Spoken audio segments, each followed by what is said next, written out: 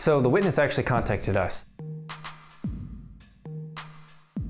When I read that somebody else had come across something that I had been hypothesizing about for several years, it's just overjoyous when you're essentially proven correct by a third party. My name is Walter Jemmons. It was October 13th, and I had an early morning class, but I decided I was going to get up because I'm trying to stay fit and go running down by the Olentangy River. So I put on my track pants, went outside. About halfway there, I realized I didn't have my iPod. So here I am running down the Olentangy River, the bike path that's right next to it, and all of a sudden I heard some loud howling coming down from the banks of the river. And that's when I saw it.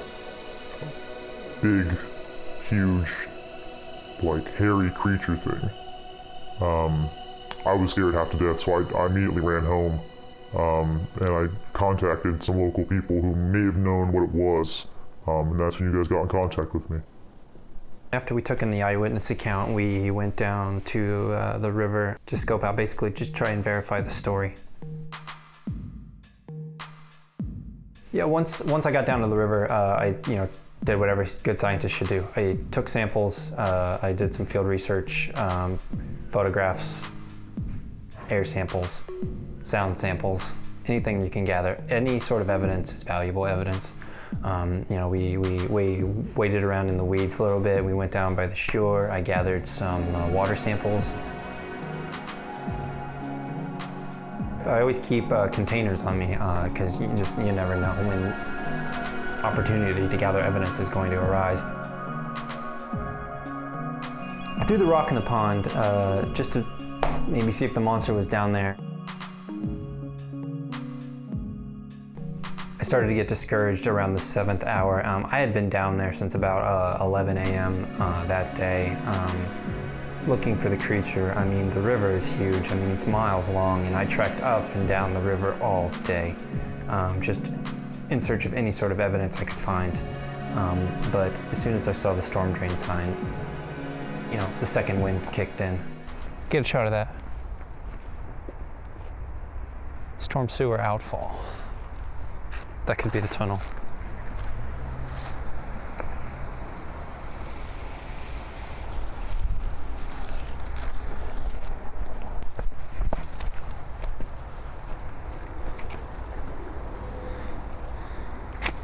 That's it.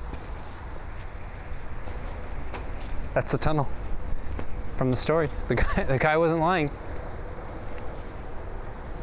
It's all here. I mean, I had to go check it out myself. There was no way I wasn't about to go down there and try and potentially even see the creature myself.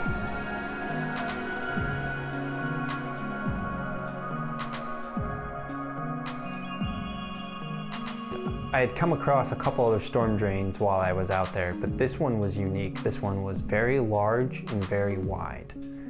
Big enough for a creature that could potentially be 7 or 8 feet tall to fit in and potentially live in.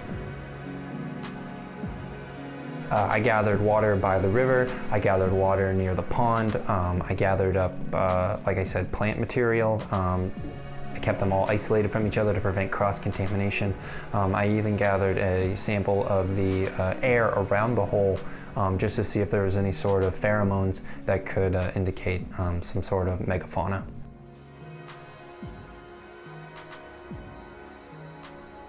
You've always got to be a skeptic when talking to an eyewitness, but the clarity and the detail in the eyewitness account matched exactly what was down by the river, to the very description of the actual creature itself. There's no doubt about it in my mind that I shouldn't trust this witness. He was pretty big. He had to be at least 7 feet tall. Kind of hunched over, not like a normal man. He wouldn't stand up straight. He was dodging into that storm drain.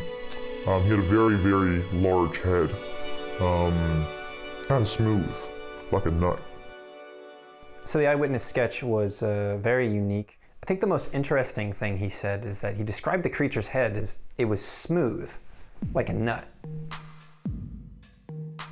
The Ohio Center for Extra Scientific Research main testing facility is located on the west side of Columbus. We're currently a pretty low budget organization.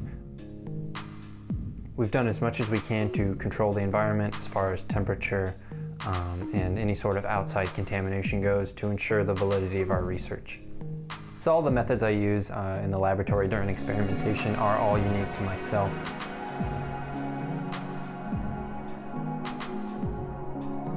Near the area where the creature was spotted, I came across a half-eaten granola bar.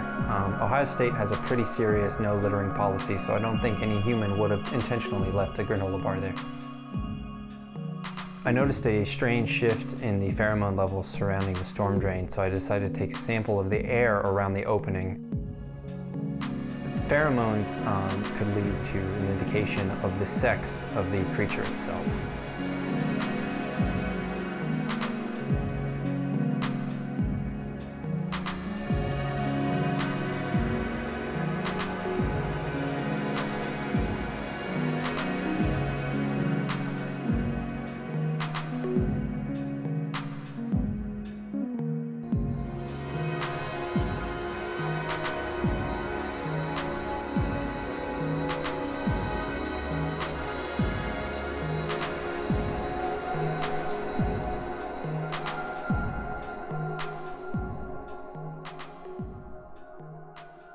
We went down to the river, we corroborated the witness's story, all the facts check out.